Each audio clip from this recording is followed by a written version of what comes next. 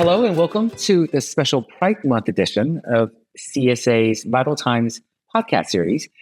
I'm Dr. Ludwig Lin, one of the podcast hosts, and I would like to welcome a very cool group of anesthesiologists for this conversation.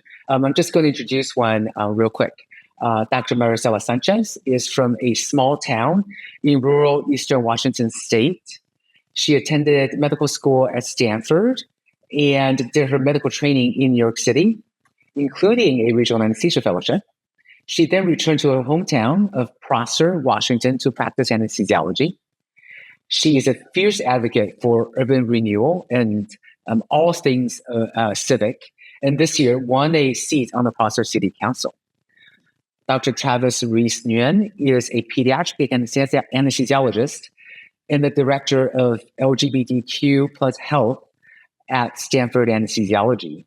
He's an avid gender-affirming perioperative care educator and advocate, and also is the vice chair of the ASA LGBTQ ad hoc committee. Dr. Arthur Chyan was born and raised in Northern California, hooray. He completed his medical training on the East Coast and now works as an obstetric anesthesiologist at UCSF. Thank you all for being here today. And I'm just going to say that I will refer to everybody by their first names for the rest of the conversation.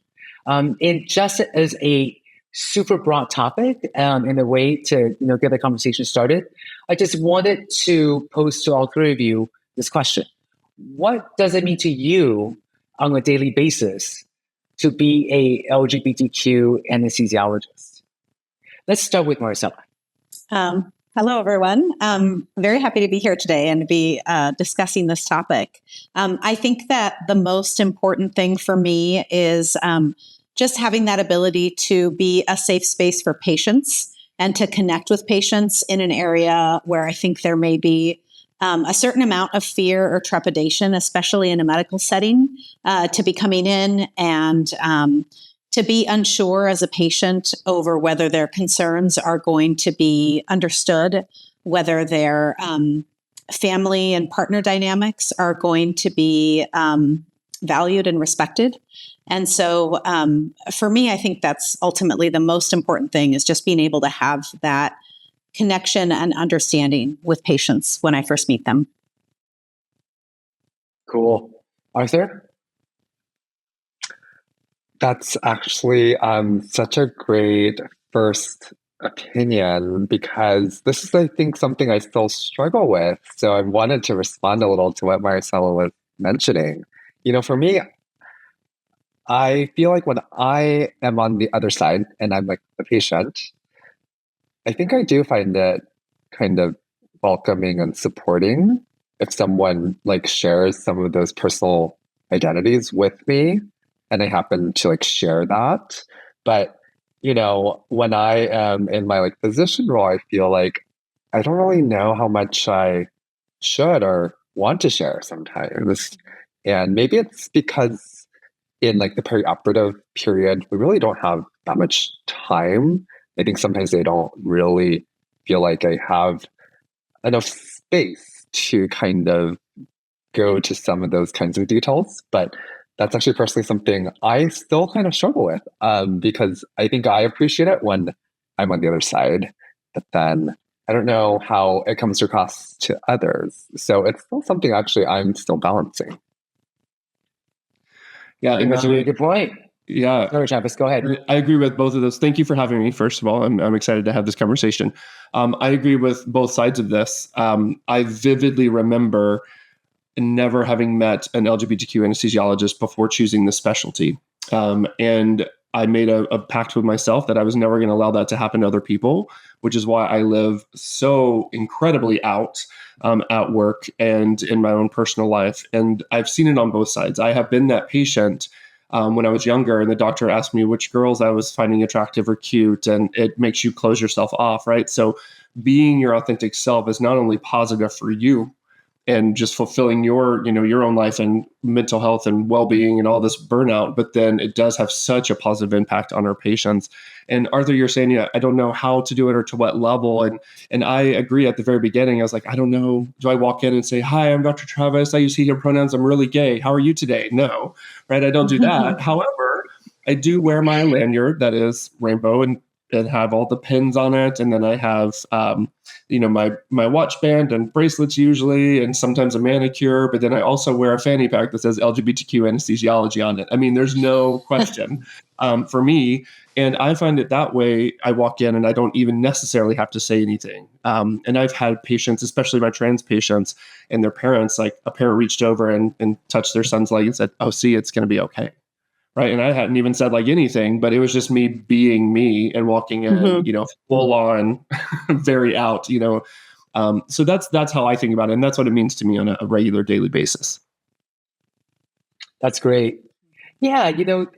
I consider myself part of this very cool group. I'm also the facilitator, so I'm going to try to stay out of the conversation as much as I can. But I kind of totally see Arthur's point. It's like, how do you sort of communicate this to patients? And I'm way older than the rest of you guys, so I've spent a lot more time in the clinical scenario. And when I first started, people are going to laugh, but I was super feisty. I was a trauma ICU faculty at a major trauma hospital in San Francisco. That's not hard to figure out. But I used to wear this like humongous, steel like collar. And it was like, you know what, take it or leave it. And I wouldn't do it now, but that was my statement back then. And Arthur, I don't talk much about it, and I'm hoping that people can just sort of sense this authentic, accepting vibe. But who knows? Maybe it's better to be more transparent. I don't have a thought about it. But Travis, you sound like you've thought about it a lot. So what do you think? Yeah, but I think it's also important to acknowledge that I do work in a place that I can do this safely, right? Both physically safe and psychological safety. Not everybody listening to this podcast might have that opportunity, especially outside of California too, right? So I do acknowledge that, and I'm privileged to be able to be this out at work. But I think just visible signs of support, whether that's a small pride pen or just an ally badge or anything that is small and even silent, and it has to be nothing that you say, I think can still be very, very profound. But yeah, I think it's a hard balance for people to say, how out can I be and be safe and not have any difficulty, whether that's from colleagues or the patients themselves. And I think it's a personal decision for everybody. Are there any things that you guys wish you had done differently?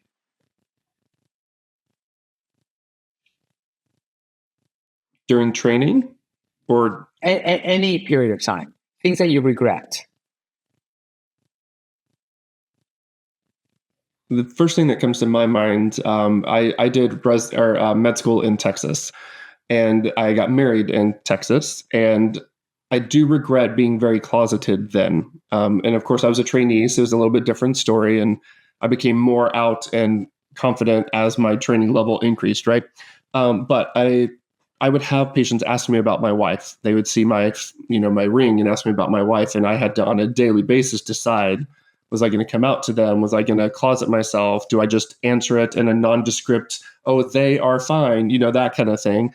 And oftentimes I would just, oh, she's great, thank you, and move on, right? So I do regret that.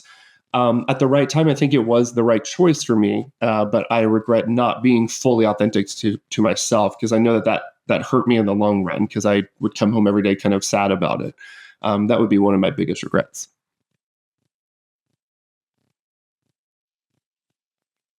Arthur, I Maricela? would say I'm not sure it's something I regret, because I think in the context, that's just, how I thought was the best approach to things. But one thing I think was unfortunate during my intern year in actually New York City is there were still folks in the department, even like just senior residents who were using like slurs, not just for like this one identity, but in like other forms. And it was just something that people didn't really speak up about. This wasn't even that long ago, which I still find shocking for especially like New York City. But, I think the kind of national discussion has shifted, I think, hopefully a bit since then. But I also have a pretty biased view. I've mostly stayed in metropolitan areas in the States. And for me, I think I've been exposed to a lot of thoughts about like allyship and things like that. And I think actually witnessed some examples of it, but I have a feeling that may not be true in, the majority of the landmass we have in this country. Yeah, I can certainly speak to that as someone who trained, in the San Francisco Bay Area and then in Manhattan, and always had fellow LGBTQ, students, trainees. I was never alone in those situations, and I think that moving back to the place that I grew up in, which is very rural, very conservative, often very religious. We've had some high-profile LGBTQ related Supreme Court cases, like the Arlene's Flower case, which is in the city that I work in, Richland, Washington. And so I felt very aware of that, even just moving back, of like, okay, this is not necessarily going to be friendly turf. How do I navigate situations? And I think that it's been difficult because we work in a busy sort of team environment with lots of different people and lots of conversations going on at once. So I think there can be a difficulty there in deciding, how to pick your battles. Do I jump in and correct somebody who is having a private conversation that I just happen to overhear? How do I assert myself and also defend patients? And it's been a learning process. I've found some great successes in speaking with people privately after the fact, and have had some really great moments with surgeons and their assistants regarding the remarks that were made while a patient's under anesthesia, and then, taking the time afterwards to speak with them in a non-confrontational manner privately, so they're not necessarily being, called out in front of a whole big group of operating room personnel, and just, appealing to their sense of professionalism about the situation, and have had some good results that way. But it is painful sometimes to me to feel like I could be doing more, or that I should be addressing every instance of, inappropriate comments or unfair treatment of people, whether that's patients or other colleagues. Thank you for that. I want to talk about this some more, because I feel like this is really important. This has to do with how all of us feel at the end of the day. How good do we feel about the work we did that day? How good do we feel about ourselves? So it all comes down to the list of priorities that each one of us has. So at the risk of, asking a very, like controversial question, like, let me ask you, like, when you are thinking about whether to say something, whether to be really, really controversial, or maybe wait, maybe not speak up, how do you establish that list of priorities? Like, do you step out and think, I am an activist, I am going to fight this to the death, or I am going to make sure that I remain true to myself, whatever that is. I'm going to make sure that I'm at peace at the end of the day. I'm going to make sure that I was this patient's advocate. I'm going to throw that to all of you and see if you have any thoughts about that. Maricela just spoke, so I'm going to get Travis to speak on this. Okay. Again, I think this answer for me has evolved as I've gotten deeper into my position and my attendingdom. Initially, I would not have been nearly as vocal, but now I do so much perioperative teaching of all perioperative staff, nurses, techs, surgeons, about the importance of pronoun use and using correct names and understanding the intricacies of perioperative, gender affirming care, that I feel like the expectation for me now is to absolutely speak up, no matter what the circumstances are, because that's what I preach, right? And so now that I'm in that space, people know that about me, and I find it a little bit easier to speak up. With all the increased education that we've had, especially at Stanford, I'm very happy that it's becoming less and less necessary to speak up as people are changing their practice. But it still does occasionally happen. And I do, like Maricela said earlier, I do try to figure out if that moment is the right time or if it is after the surgery, depending on how it's going. But I do find often that people will be great with pronouns until the patient's asleep, right? And then they waver a little bit. And so sometimes I'll just gentle reminder, and I'll even say that, hey, everyone, gentle reminder, they use they, them pronouns, and then we'll move on, right? I won't call out somebody specifically, but yeah, it's definitely an evolved answer for me. But now where I am these days, it's very much, I am much more likely to speak up. Arthur? Yeah, I think I've actually been kind of fortunate. I think since I have moved back to California, I don't recall any instances where I feel like I had to speak up about correcting, someone's use of a patient's pronouns or like demeaning terms. So I think that's a big plus already, at least from my personal experience. But yeah, I think there's just still so much hierarchy and like power differentials in medicine, at least in training and academic medicine. And I think it's oftentimes probably the learners who are like seeing this. Like, now that I'm an attending, maybe some people are not quite as vocal in front of me. Like, it's kind of hard to believe now. I think, when I was a resident, I was more privy to certain private conversations, and now maybe I'm like not a part of those anymore. I'm not able to hear those. So, yeah, things have evolved, perhaps. Yeah, and I would second that.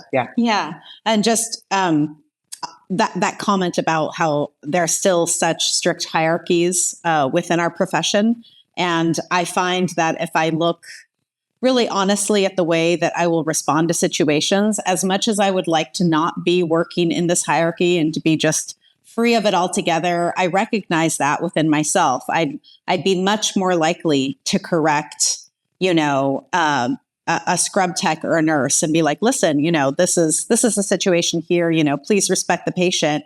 And if it is a colleague of mine in anesthesia or surgery, especially if there are more of them than there are of me, like I will pause and think, do I really want to get into this right now? Is this going to cause a scene? Is this the right space to do this in? Am I going to contribute to an unprofessional atmosphere? And so it is not it is not as easy to step forward, I think, in those cases. And even with, other dynamics that play into this as well, right? I, as a woman speaking up to a colleague who is a man, I, as a woman of color, speaking up to a colleague who is white. Like there's all of these intersecting identities that we have that sort of factor into this hierarchy. And I would like that to not be so. And I would like to continue to be better about not feeling bound to such hierarchies. But if I'm honest with myself, they do factor in. Thank you for that. And actually, Maricela, I wanted to follow up with another question that I think I would love to hear your answer about, and that is to all three of you. So the rest of you start thinking. Do you feel like your visibility and your public pose or persona has changed between the different phases of your training and your career and in different settings? For example, a community hospital, rural Washington versus a blue cosmopolitan area. I would say probably so. I think that I'm, as I've lived in various areas, the way that I present myself physically has changed over time. And so, the kind of clothing that I wore, the way that my hair was styled was different when I lived in metropolitan areas versus how it is now that I live in a smaller town. Part of that is, what sort of hairstylists do I have available to me, and what can they do? What can they not do? And some of that is, just that a willingness to be, do I want to be more adventuresome in the way that I am presenting myself? Certainly when I was younger and living in a large city, I did. And I had a lot of fun with that. Now that I'm older and living in a very, very small town, that doesn't seem as much of a priority or as accessible to me. And I think that does factor in the way that people may perceive me just at a glance. I think that when I was younger, people could perceive at a glance that, oh, this is a queer woman, versus maybe now it's like I would have to actively tell them. So I don't know necessarily how then that translates, because, many people know me and know who I am and know, my identity, and some don't until I tell them or somebody else tells them. Well, do you feel like that was a conscious decision, or do you feel like that was just more of a circumstantial thing? Probably, if it can be both, I would say it's both. Okay. Yeah. Okay. That's fair. Mm-hmm. Yeah. Thank you. Okay. How about the two of you? You haven't ventured outside the cosmopolitan area, so but has your identity and the way you choose to present it, has that changed over time? I don't think I personally have. And I think this is something I am conscious about to some extent. I think one of the things about like representation and like media and things like that, I think one of the things that I've always kind of hoped for, and I think, at least American media has moved a little bit more towards, is like, there can be multifaceted like LGBTQ identities, right? Like if they show up in like a TV show or something like that, that doesn't have to be like the only thing that like defines them. And, I would say that is how I think I am too. Like I have multiple identities that are important to me, and this is just one of them. So for me, I think this is also kind of looping a little back to kind of the first topic we had talked about. Like, I think we also see this in some of the responses in studies where patients have been interviewed. I think for some situations, like this queer identity is maybe first and foremost, but that may not always be true in like a medical setting. And so I think, at least if I'm thinking about how I kind of present myself outwardly at work, it's not typically an identity that I like promote about myself. It's not something I think, I have any hesitation about answering if I'm asked about, but maybe it's just also I'm maybe a little more formal at work. I think when I'm at work, I think oftentimes I'm kind of just talking about work. I'm not usually the one socializing and talking about like the concert I went to this past weekend or something like that. But yeah, that was my best attempt at that talk for now. I'm going to turn it over to Travis. Okay. And I think I'm probably the opposite. And that goes back to that experience for me of never knowing an LGBTQ anesthesiologist and being that scared patient for me. And that's why I am so very much out in professional spaces. And what I love about it actually is because, I preach this authenticity in a way that just because I wear all this stuff doesn't mean that I'm being more authentic than others. No, I'm still being myself, just like you're being yourselves in the spaces and to the extent that you're able to or comfortable with. But for me, because I am in such a location that I have that safety is why, like rainbows everywhere, right? Because I want it to be known and I'm not obnoxious about it. I just wear the stuff. And so that has definitely changed, right? I have my fingernails painted often now, right? My daughter started painting her nails. I was like, that looks fun. And so I started painting mine, right? I would have never done that in Texas. I didn't even do that during residency in Washington, right? That was just a Stanford thing. And now I do it all the time and I enjoy that.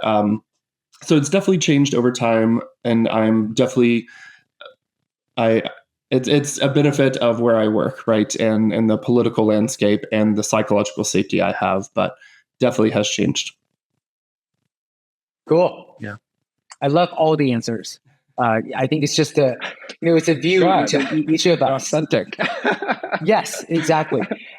And to just go to continue on this vein of thinking about the historical perspective, wanted to ask you guys, have you yourselves seen any change in the space of LGBTQ? Maricela, go ahead. All right.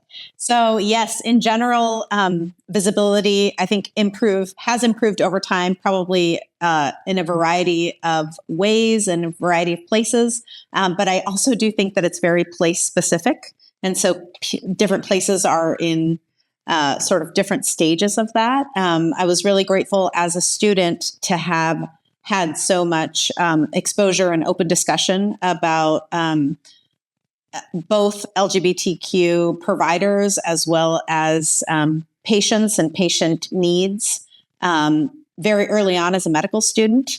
And so I think that was something that was very normalized for me early on in my medical training. I will say that where I practice now, which is, a more rural part of the country, that those we're back a few years compared to some other locations in this country. And so there's definitely opportunity for improvement there. I like that. It's an opportunity.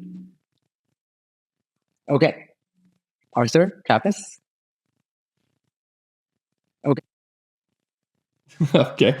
I think I've noticed two areas of improvement, and I think one of them, and is a shout out to ASA leadership, because they this past year said ASA acknowledges LGBTQ patients are increasing as well as our workforce, and we are kind of behind the ball, and which is why they approved the ad hoc committee. And one of the biggest things with the committee is trying to formalize more nationwide networking, because we do have LGBTQ anesthesiologists all over the place.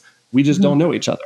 And I don't expect to know every single person in the country. However, we're just so siloed and we can feel alone often. And so really working on building that national network so we can know where people are, and also help the mentees and people coming in or they're interested in anesthesia, being able to say, oh, well, we do have somebody in rural Washington. We have these other people over here and they trained here, et cetera.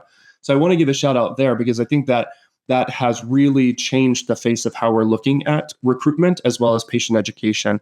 In this past year at San Francisco for the ASA, we had our mixer, and we had right around 200 people come to the mixer, and over 65% of them were trainees. It was incredible to see so many people engaged in anesthesiology and that are queer themselves. And then the other thing that I think is worth mentioning is I think LGBTQ education in general has increased just at the med school level over the past few years. Because I remember anytime we were learning about LGBTQ stuff, quote unquote, it would say, a 21-year-old homosexual man, and you didn't read the rest of the question. You went down to the bottom and you circled HIV. Like, that is how it was taught to us. And now things are a lot more nuanced, less discriminatory. And so I think the shape of LGBTQ education for the newest doctors is changing. And I'm really, really excited to see how that plays out in anesthesia. Okay. Yeah, I agree. I think the medical students I teach are just at a completely different level. I think when it comes to awareness and like support for their peers, I think the future is bright. I think for those of us who are already in the field, I think I've seen a lot of changes, and maybe again that's because I'm in California now and things are kind of different than what I was seeing in New York or Boston. But I think there's also just more folks that I've met here who are LGBTQ, and I definitely was not as aware of as many colleagues at my prior institutions. I agree with you, Arthur. I think the future is very bright. I said this before in this podcast, so I don't feel embarrassed about saying it again. I'm way older than you guys. And when I was coming through UCSF medical school, I was very ambitious, be honest about that as well. And I would look around me during my clinical rotations, and there were very few LGBTQ attendings. They were not in leadership positions. There were a couple, and then all the LGBTQ medical students would definitely know exactly who they were.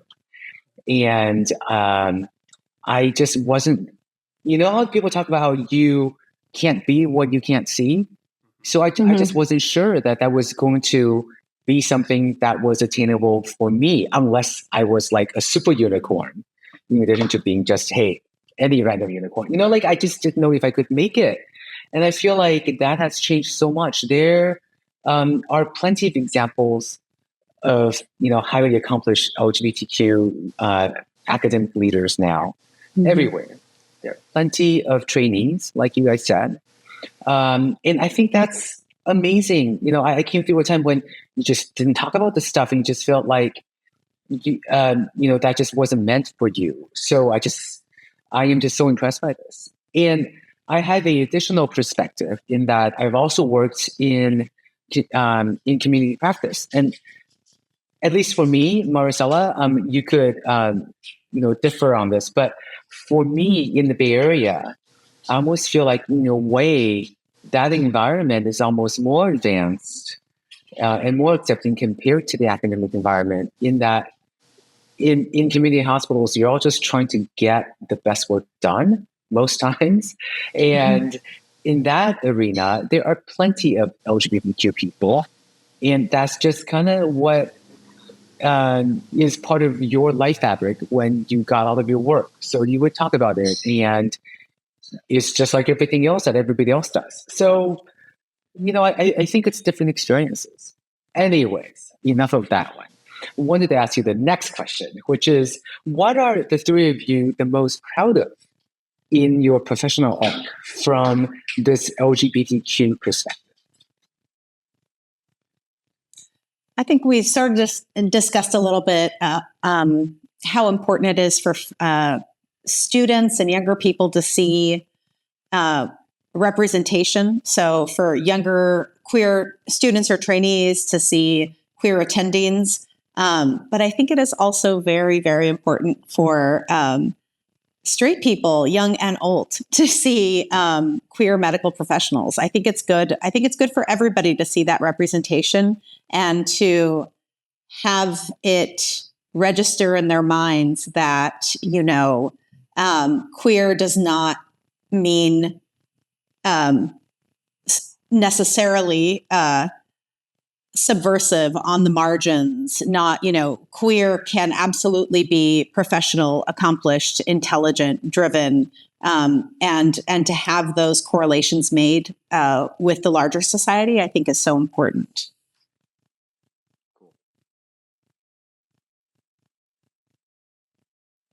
I think for me, the moments where I felt like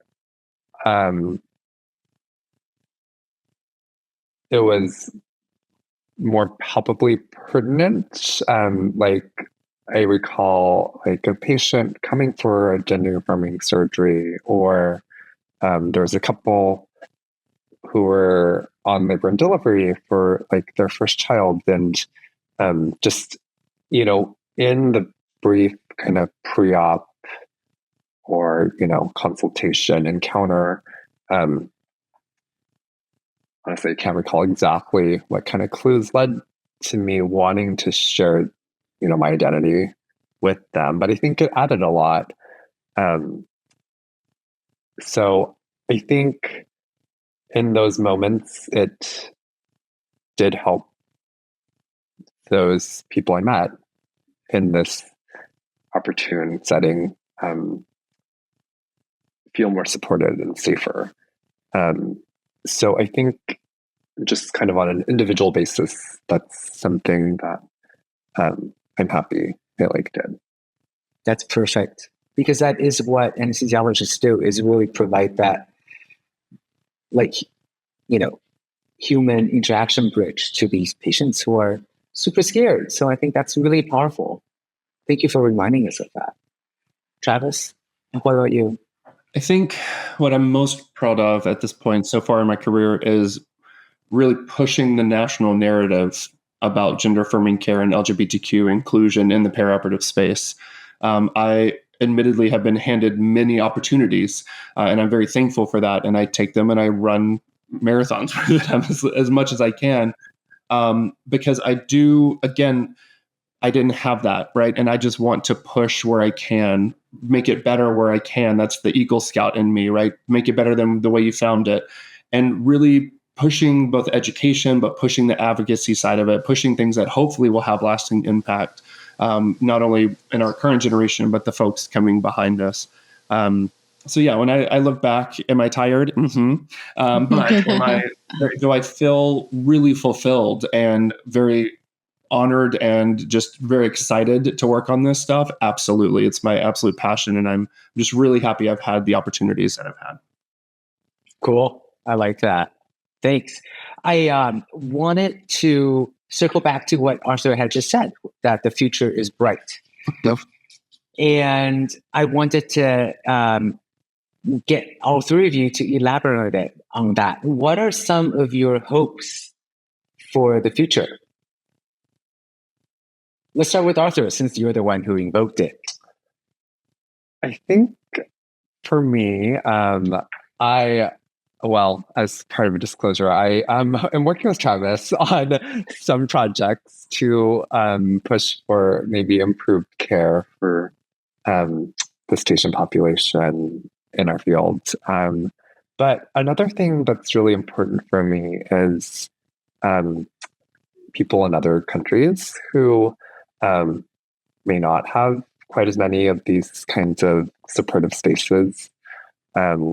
So I think that's something that I'm personally going to try to work a little bit more towards. I think that's a little bit nebulous still. I think I have to probably do a little bit more just locally first, but that's probably something I hope I can delve into in the future.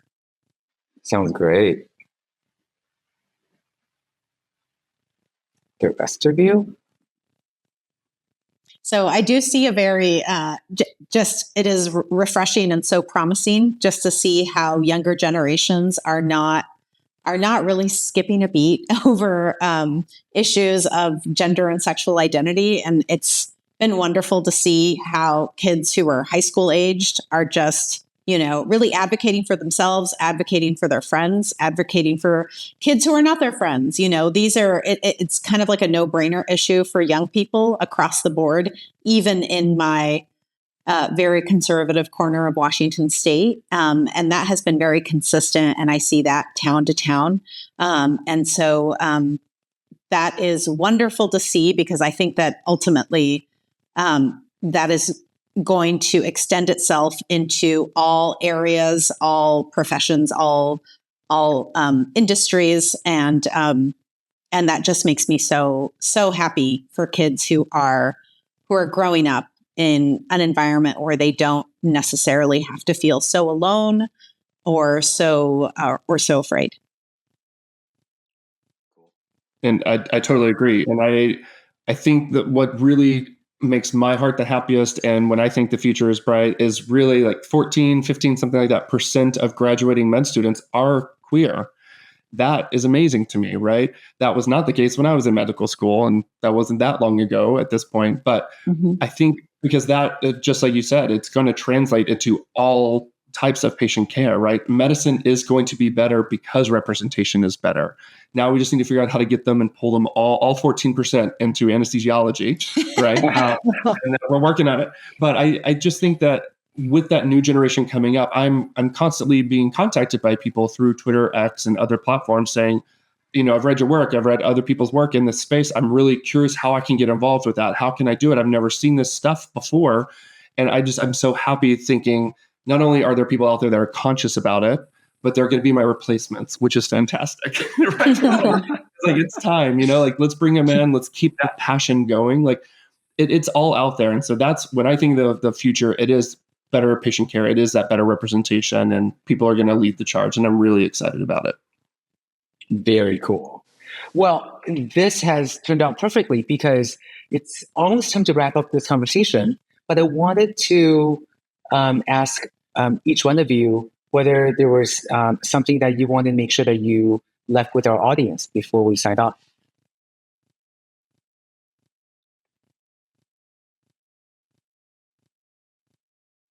I like to think we covered things pretty thoroughly. So, yeah. I will say, as having just returned from an event before joining all of you here on this podcast, I just returned from an event for a local candidate who's running for state representative, who is openly queer herself, and to be able to go and support her in that way has been it is a great feeling, and it's energizing.